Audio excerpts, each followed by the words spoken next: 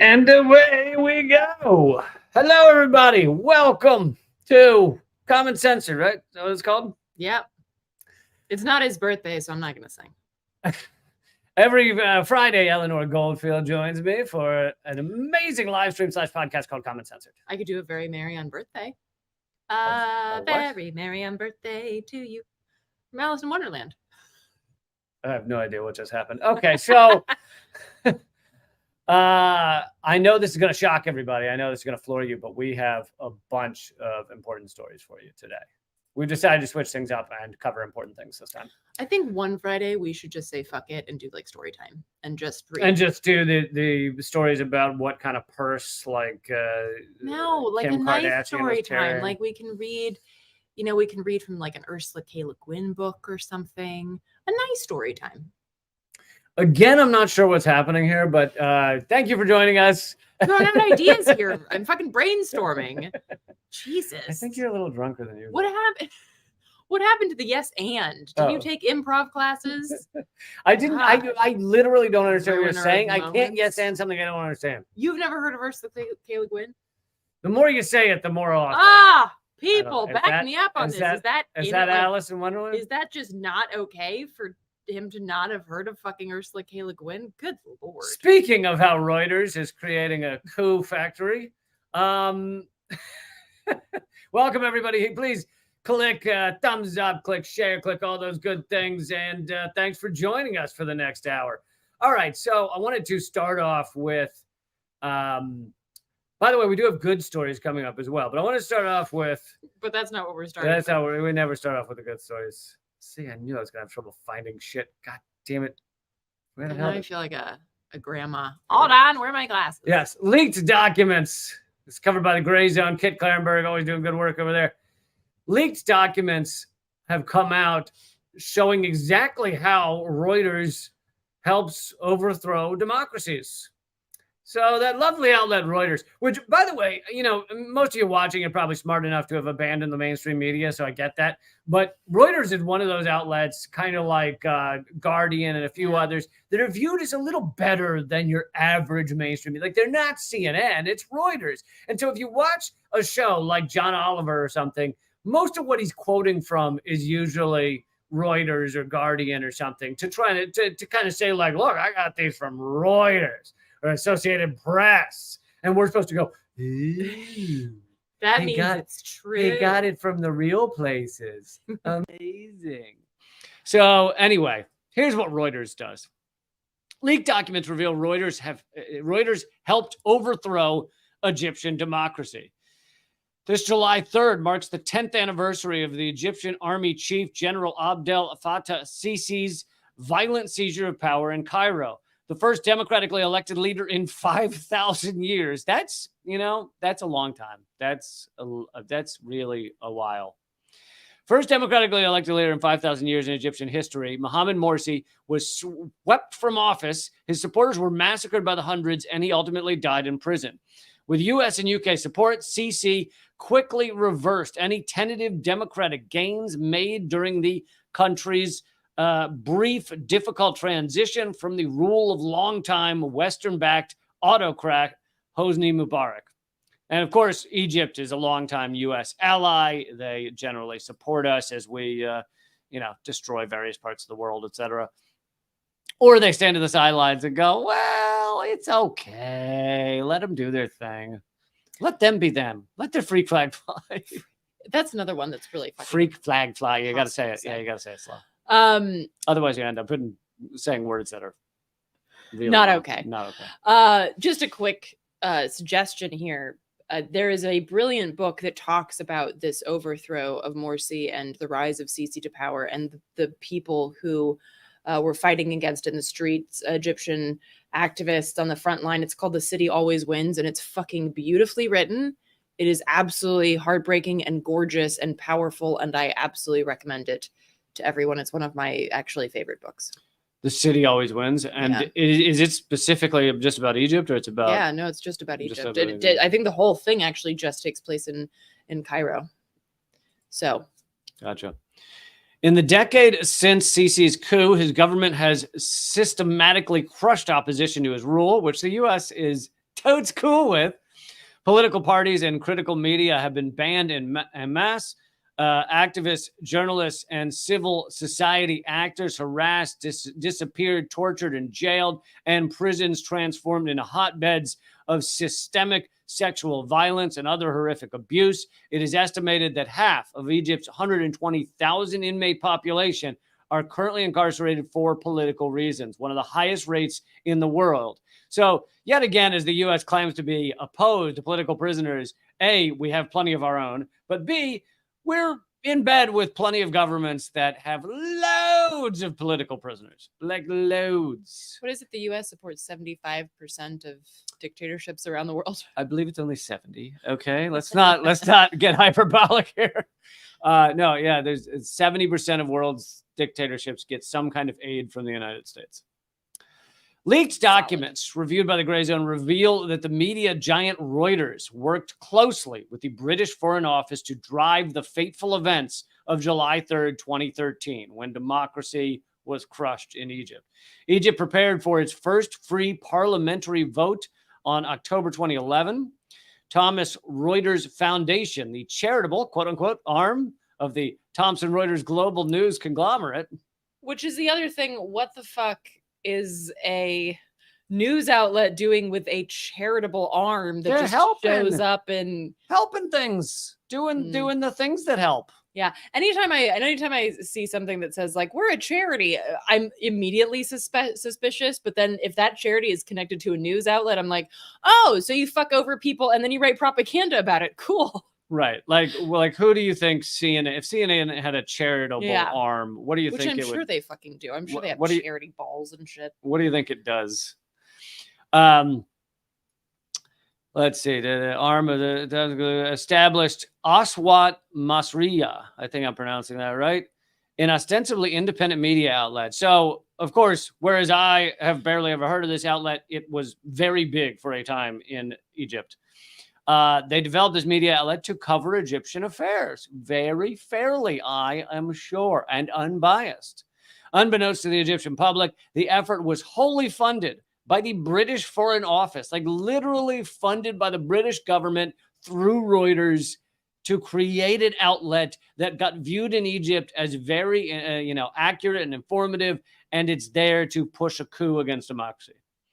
By the time Aswat Masriya closed, a staggering £2 million had been pumped into the initiative by London. Aswat Masriya became Egypt's leading independent local media organization until its closure. Its content was offered for free syndication across the region. So that's the other thing, is even though it only ended up in the top 500 of most visited sites in Egypt, you have to think about how the ripple effects. If that is the number one independent local media outlet in Egypt, and it's getting picked up by all these other outlets, then it's not just how many people go to their website. It's how many other places are using them as a legit source. British intelligence has established a long record of funding news outlets overseas for this precise purpose, including Reuters. And then they give an example from Ukraine. What? In late 2012, Morsi enacted a constitutional declaration under which he temporarily assumed sweeping executive powers, prompting small protests. But Aswat Masriya led the charge in condemning the decision, portraying it as a scheme by the president and the Muslim Brotherhood to gain total permanent control of Egypt. In reality, the declaration was scheduled to only last 3 weeks and had been enacted due to Cairo's powerful, heavily politicized judiciary. So just to wrap this up, though, in April 2013, Aswat Masriya granted the new movement against Morsi, demanding Morsi's removal. They granted that new movement blanket coverage, while contemporary polling indicated 53% of the public still supported Morsi. The outlet served as a nonstop megaphone for the opposition. By June 30th, military sources told Reuters that as many as 14 million people, 17% of the country's population, had come out to protest. But there was no proof that it was 14 million people. I mean, could you imagine what 14 million protesters would look like? So it was probably nowhere near that. And yet they spouted that number, and then that claim was picked up by many other organizations and outlets. And anyway, that's just a few examples of how they helped foment this this action to create a coup in Egypt and bring down the first democratically elected leader in 5,000 years. Thank you, Reuters. They're the best. I have nothing to add. Well, I'll just add that this, these leaked documents have shown us the proof that this stuff goes on. But even without these documents, we know that the US and the British are involved in these type of what are called like soft power movements to try and create coups, to bring down those who might be opposed to just being puppets to Western governments, specifically the US. And also the fact that that the U.S. is not involved in this at all, right? This is completely through Britain. Yeah, I assume there were conversations. I'm sure they were in the loop on this. I think there was a little discussion. Yeah. So you might not, in the leaked docs, you might not see U.S. involvement, but that doesn't mean the U.S. wasn't like, could you go over there and create a giant protest movement? Do your best to further it, and then we can help create the actual coup. So there you have it. Leaked docs showing the truth that, of course, for some odd reason, I don't think CNN nor probably Fox News are going to cover this. Is Reuters going to cover it? Yeah, Reuters has actually been doing wall-to-wall coverage on this. All right, moving on. Let's talk about the refugee protection travesty that is the Biden administration. So I'm bringing in some new. Everybody click thumbs up and follow. Yeah. And comment and talk amongst yourselves. Talk amongst yourselves. If you're below the age of 30, you probably have no idea what I'm talking about or referencing, but that's fine. So I'm going to give you some backstory and then give you an update about this. But the asylum ban, which would the Biden administration, if you can believe it. I know it's hard to believe that Biden hates immigrants, but just hold on to your hats. But wait, we put Biden into office to help immigrants and treat them better. Is that not? Yes. Is that not what's happening? Yes. Well, he's given them better cages, so you now get a very thin blanket in your cage. But can you like paint pictures of your family on the bars? No, you don't get paint. Crayons? No. The problem is you don't get water. Shadow puppets. So how could you get watercolors? Oh, no water, no watercolor. Yeah. Yeah. Actually, they give them watercolor paints with no water just to fuck with them. They're like, yeah, have fun making those work. So, the Biden asylum ban, right now I'm reading from a report by the organization Human Rights First, not to be confused with Human Rights Watch. Important. So the Biden asylum ban has stranded vulnerable people in places where they are targets of kidnapping and violent assaults. And in this report, there's some horrible stories, so I don't recommend reading it if you're not willing to read some very terrible stories. The Biden asylum ban renders nearly all asylum seekers who traveled through another country on their way to the U.S. southern border ineligible for asylum. And guess what? Unless you're taking a fucking direct flight, which a lot of asylum seekers are not, you traveled through a different fucking country to get to the U.S. That's how geography works. And that's, of course, how this ban is meant to work. Well, also, I talked a little about it the other day about what he put in place, and it was like you had to apply via an app, right? Yeah, so it's called the CBP One app, and it is just rife with fucking issues. And this is also assuming that people have a smartphone and they can download a goddamn app. Well, that was my point. It was like most of the people showing up at the border desperate, often don't have water or food. Just truly desperate people are not sitting there like, well, I got the app and I just applied. We applied actually a week ago on our smartphone. And it says processing, but I don't like that is not the world in which they live. No, and it's also complete bullshit because it acts as like a daily lottery, basically.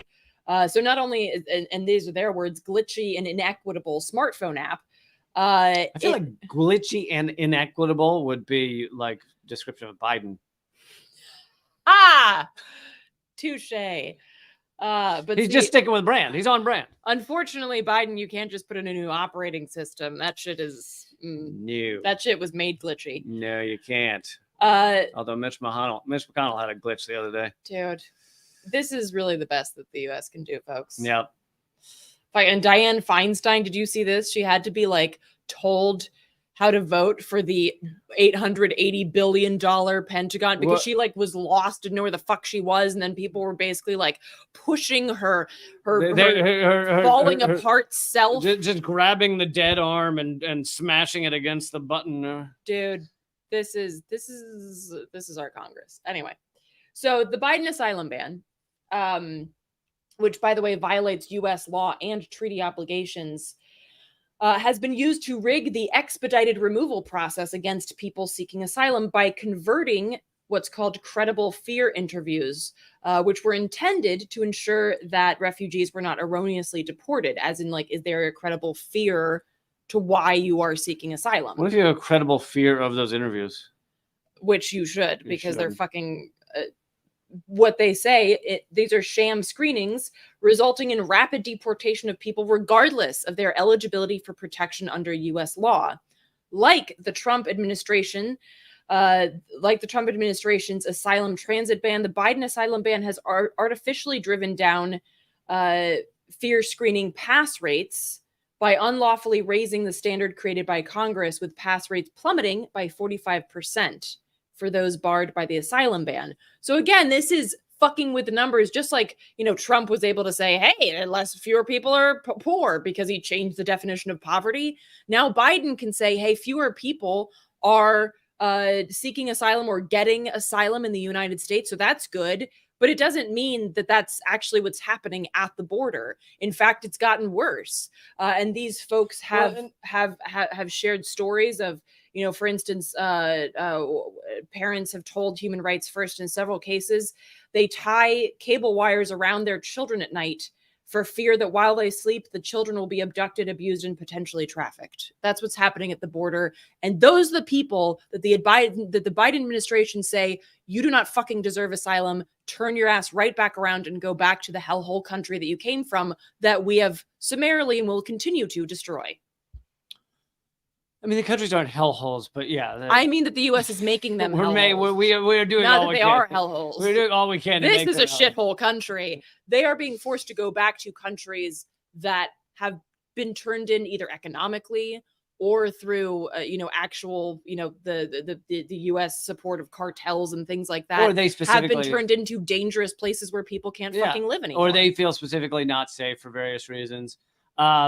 But the other thing is, like, with this dumb app thing, which a judge has now struck down, they could just say, like, oh, it didn't go through, so we're not considering it because your app, like, there's no evidence. Like, the way it's supposed to work is you show up and you say, I'm here, and that's your application. Whereas if you had to apply on a phone, then they can go, oh, we never got it. Sorry. Like, yeah. So yes, and thank you for pointing out. I didn't mean that these countries from which they are coming are actual hellholes. They're actually beautiful countries that are being destroyed by U.S. imperialism. So that's fucked. But the New York Times will add a filter so it looks dark. Oh my God, that's and so grim. true. We covered that. We covered that. Dude, that's fucked up. The New York Times, fairness and accuracy, for those of you who didn't see it, fairness and accuracy in reporting showed that New York Times will, like, show Venezuela and add just a dim filter over it, so that you believe these places are just, like, dark and miserable. And evil. Because otherwise you'd take a photo even of protesters and it's like, it looks like kind of a nice place. Well, and also it reminds me of the of Lewis Black's bit about how, like, all the pictures that we get from North Korea are in black and white because they're so evil. These people don't even have color. Like, so true. Of course, you see, like, black and white photos and you're like, why is this, with the contrast turned all the way up? And you're like, So anyway, some good news with regards to this horrific fucking assault on human rights. A federal judge, this happened this past Tuesday, blocked this asylum ban, basically saying that this is actually kind of funny. He said, I read somewhere that 2023 was going to be a big year for sequels. but I would call this more of a remake. Uh, Because he was saying that this is basically like the Trump era transit ban, but you just gave it a different fucking name under a different administration. And so he blocked this rule. And the Biden administration has already moved to appeal the ruling. And this is, of course, like, as opposed to the Biden administration being like, right, yeah, no, that was a super fascist thing to do. We're not going to do that anymore. They're like, you know what, motherfucker, I've got some fascist shit to do, and now you're standing in the way, just like you stood in the way for Trump. But Trump and Biden are on the same side. God damn it! And so, like, of course, this is so good job, Judge John. Is it really Tiger? John Tiger? I mean, that's a cool. It's Tigar is his name. But if you pronounce it Tiger, that's pretty cool. Anyway, well done blocking this bullshit asylum ban. But we should absolutely keep our eyes open for what happens next, because the Biden administration is appealing. And even if this specific thing falls flat, it's not like they can't come up with something else that will absolutely affect the lives of refugees seeking asylum. Yeah, and it goes to show how little difference there is between the two parties. So, meanwhile, CNN will tell you Biden's amazing and cares about immigrants, and MSNBC will say the same thing, and Fox News will. Biden, he's allowed open borders. They're all open. They're way open. All the borders are open. And it's like, no, that's not it either. Well, right. And this is, of course, Biden can point to this and be like, look, I made sure that a lot of people didn't get into the United States. And then both Democrats and Republicans are like, yay. Okay, so where's the opposite of that? All right, so let's we're gonna move on to some more and exciting information about how there are new laborers in the United States under the age of 15. 12. We found the labor we've been looking for in the kiddies. It's kiddie labor. It's something fun for them to do after school. You know, because child labor laws are very last century, Lee. It's not hip and cool anymore to bar kids from working. Right. It's because it's discriminatory to stop kids from working. They want to, it's ageist. They want to shove their arms into the meat thresher just like anybody else. But before we get to that story real quick, my book is my new ebook is now available on most e-reader platforms. And it comes with a fan who cheers for it. Wee, wee. If I can find it. There it is. So this is at barnesandnoble.com. But just showed up there. My new ebook. Get it, write Dangerous a review. Ideas. Write a review as if you long get as it's it. a good one. Now, everybody who's a member at leecamp.locals.com should get one for free. So if you are a member and you haven't gotten one, then please email me or contact me because you deserve a free copy. For those of you who are not members at leecamp.locals.com, the book is now available on most e-reader platforms. If there's another e-reader platform that you prefer and it's not showing up there, give it a few days because it does take a few days to show up on these various platforms. So, all right, let's hear about some good old-fashioned tiny workers. To be fair, I don't know how tall these kids are. So, tall, tiny workers. So the first story that we're bringing to you, go to the next slide. There you go. That's how high tech we are. Instead of pushing a little button on a remote, I'm the remote. She just pokes me in the eye. The first story comes to you from the Golden Arches. Child labor violations involving 388 minors at McDonald's uncovered since May. And these are minors as in underage, not they're doing mining for McDonald's. They're not mining the beef. No. Okay. What we call that mining? Okay. So the first line of this article too, I really like, because it starts off by saying federal officials found more child labor violation at McDonald's. And I'm like, wait, more? What? How many were there before? Including 2 10-year-olds. Oh, wait, yes. Who that runs a McDonald's is like, I'm sure we'll have no problem getting away with this. But wait, it gets better. But they had on fake mustaches. Because the 10-year-olds were not paid. So it's not just child labor, it's child slavery. Because when somebody has to work and is not paid, they call that slavery. How did they just find them walking by the place and they're like, you in here? Like, how does that end up happening? It does not get into detail as to exactly how the fuck they ended up laboring. But it involved ages 14 and 15 predominantly, and some being forced to work as late as 2 a.m. cleaning up. Because if you're going to have children working, do it at the middle of the night. And then 3 employees under 16 were tasked with operating a deep fryer, which is prohibited under federal law because it's fucking dangerous. So if any of you tasted a finger in your McNuggets, that's a 16-year-old's finger, by the way. I'm just saying. Well, that does mean to be a smaller finger in the McNuggets, so that's good. That's not true. I have small hands, and I'm in my 30s. There are some 16-year-olds that have way bigger hands than me. So that's not necessarily true. I was trying to look on the bright side here. If at least you'd be eating a tiny finger and you're ruining it. Also operating a trash compactor. According to the Labor Department, these were the kids around the ages of 14 and 15 that were told to do this. And again, the side changes. Sure. What about this one? Oh, that's the yeah. You forgot to poke me in the eye. I'm sorry. Oh, I'm sorry. It was the 10-year-olds. Okay, this gets better. 2 10-year-olds were found working without pay at a McDonald's in Louisville. That's called slavery. Where they prepared and served meals, worked the drive-thru, and sometimes worked as late as 2 a.m.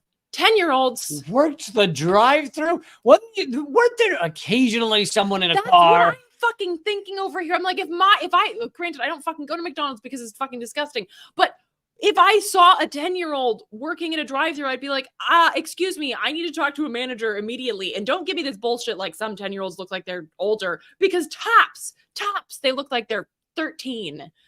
So what the fuck? That's still not cool. Maybe they had a fake mustache on. Fake unibrow? Hey, well, you know, when I was 10, I had a unibrow. 10-year-olds can have unibrows, Lee. So yeah, that's McDonald's. So, and yes, somebody brought up a good point in the chat there that, let me open this again. Where is that? So, child labor laws in the United States are pretty fucking archaic to begin with, because they state that 14 and 15-year-olds can work, 15-year-olds can work, quote, no more than 3 hours on a school day and no more than 8 hours on a school day. On a non-school day. On a non-school day, which is already fucked up, I'd like to say. Right. Because if you force kids to go to school and then at 14, they can start working legally for 3 hours on that same day that they have to sit in school and learn bullshit like the Native Americans just decided to leave their land. That's fucked up. What if their homework is to spray a cheese-like substance onto patties of some sort made out of cow anus? What if that's their homework? Then is it okay? But this is the problem with our schools in this country too, because I bet you that one of these kids probably like wrote some essay or some shit about how they work at McDonald's, and the teacher was like, oh, isn't that nice? As opposed to, I'm sorry, what the fuck? So yes, child labor laws in this country are already shitty, and they're becoming more shitty because they continue to be basically destroyed so that kids can work younger and younger ages. So this next article is that a 15-year-old was doing roofing? Yeah.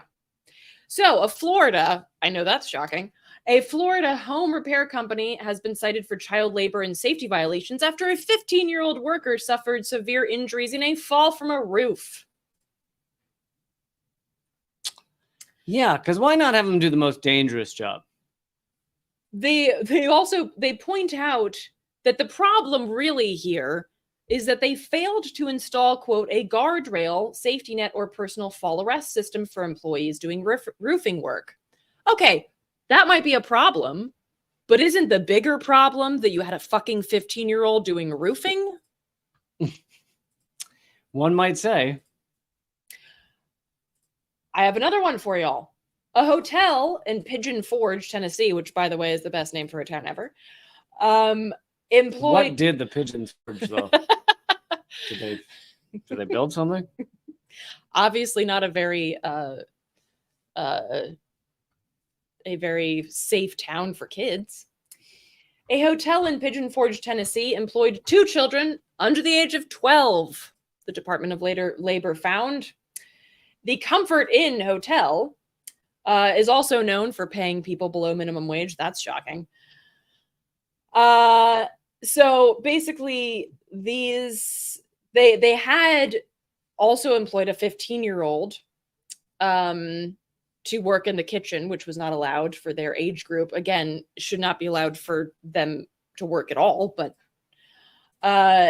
and it doesn't say what exactly these 12-year-olds were doing, but yeah, these are just some stories that I was able to find that are very recent. I know these are just like a few of the let's see, type in child labor into Google and see what comes up in the news. Well, right. And I mean, I'm sure people could probably mention some in the chat that they've seen as well, but these are just some examples.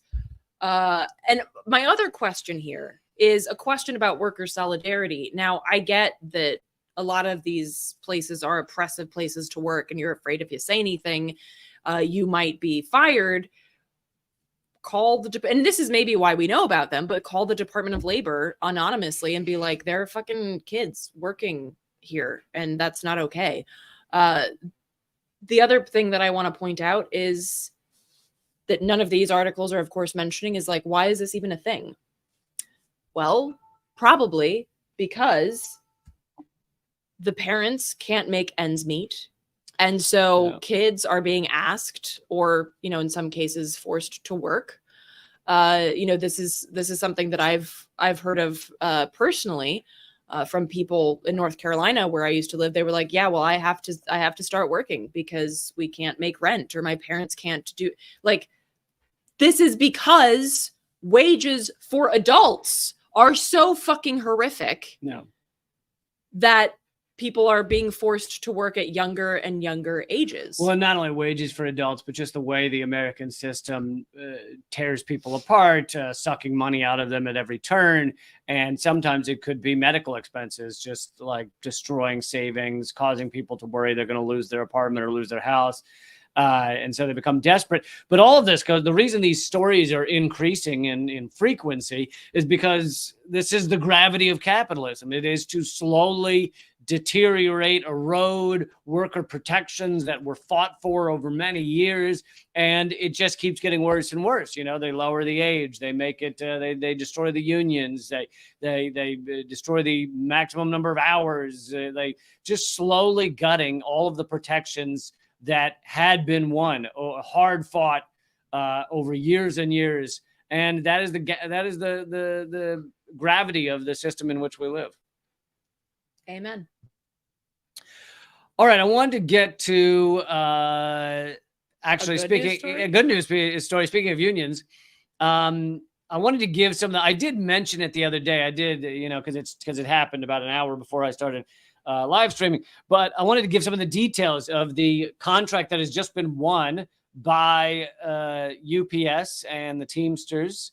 Give some of the details and the fact that this was won without a strike because of the power and the unity of the workers. Mm-hmm. So even before a strike, you have to show that you have power and unity and demands and all of those important things, organizing, in order for the strike to not happen, like in order to get what you wanted before the strike. So, and this is American Prospect, so I pretty much trust that they're giving a pretty accurate view of this. Whereas I know that sometimes a deal will be struck that's not a great deal, and then they try and run, various mainstream media outlets will try and run around going, "What a great deal workers got." And meanwhile, they got one bathroom break. They got a bathroom break, and they get a pot pie every Tuesday. Some 340,000 UPS Teamsters will see significant gains to pay and working conditions if they ratify a 5-year tentative agreement announced by the negotiating committee. Rank and file workers are poised to proceed with what would have been the largest strike at a single private sector employer in decades. And the resolve from the workers over the past several weeks was key to getting UPS to agree to the deal that meets their demands. The contract meets many of the key demands. All full and part-time employees will receive an immediate increase of $275 per hour and $750 per hour over the life of the contract. Union scale for part-timers can be as low as $15.50 per hour, but UPS bumps the hourly wage to upwards of $20 an hour in some areas. One of the bargaining priorities was locking in the higher rate, so UPS can't arbitrarily lower it. The contract sees an immediate floor for new part-timers of $21 an hour. Part-time Teamsters wanted $25 an hour, and most will get there through general wage increases amounting to $750 over the life of the deal. They also notched a big win through the creation of 7,500 full-time jobs. So just a lot of the key demands have been met, and Wall Street analysts were sounding alarms at the market disruptions that would be created by UPS's refusal to meet workers' demands could send the economy into a tailspin, which is basically Wall Street saying, "Oh, the workers have us by the balls." Like, that's what that is. That is Wall Street saying, "Oh, if they stick together and they actually do what it appears they're going to do, then we have no choice but to listen to what the workers want." And so often we are told, "Oh, workers can't get these things. Striking is dumb. You just got to take what you got." But as you can see, you get enough workers together, working together, agreeing to strike together, and it can grab Wall Street by the gonads and really change the equation. But they're nuts in a salad shooter. And yeah, I see some people in the chat saying like, "Oh, that we didn't get this or they didn't get that." And I think that these are absolutely important points to highlight. And also, I think that this is an important moment to also say, "Fuck yeah, they got a lot of the things that they wanted," and that this also gives a lot of leverage for the next time they come to the table. However long this contract is, the next time they sit down at the negotiating table, they know that they have, like, the UPS has their nuts in a salad shooter, because what are you going to do? UPS is going to be responsible for tanking the economy. It's like this, and beyond UPS, this shows other people, the people who work on the choo-choos, they, I'm not saying, I'm not going to give rail workers. They can be inspired by this. Starbucks, Trader Joe's, like wherever the fuck you work. This can be a really powerful, inspiring moment, even if you don't have like, an organization like the Teamsters behind you. The one single power that we have that is the strongest is the ability to withhold our labor. And that shows this. Do you think if they just sent petitions to UPS, they would have fucking done anything? Like, yep. Do you think if they just clicked a little thing online that said, "I want better pay," it would have happened? Yeah, totally. No, and in terms of like, okay, well, they didn't get everything, and some people saying like, "Oh, they gave in too early." Maybe I kind of leave that to the workers. Now, it may appear democratic sometimes and not be, but I think in this case, if the workers of UPS didn't want this deal, they wouldn't vote for it. And at some point, you gotta You got to let them abide by democracy. Now, of course, I like to get into the multiple layers of reality, which is the first chapter of my new book, by the way. But the multiple layers of reality, and one of them is fuck wage slavery. This is a dumb way to set up society. It's fucking stupid. Stupid. You're born, and then you spend the rest of your life trying to rent back your weekends from corporate America. So there's that.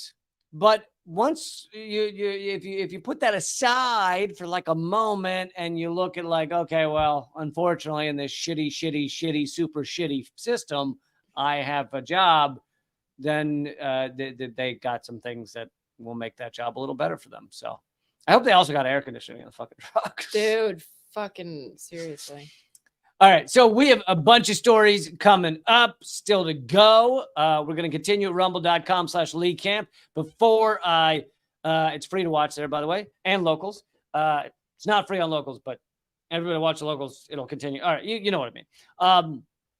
But I wanted to say the Green Party has asked me to perform at their national event. Let's see, national meeting, I guess they call it. Maybe not national meeting celebration. National meeting celebration. It's a celebration of me. No, it's a celebration of a lot of things. But anyway, so the Green Party's asked me to perform. However, it is open to anybody who wants to come, I'm told. So if you want to see a 45-minute comedy performance by me of essentially all brand spanking brand new stuff, then it's been a minute since anybody's seen your stand-up.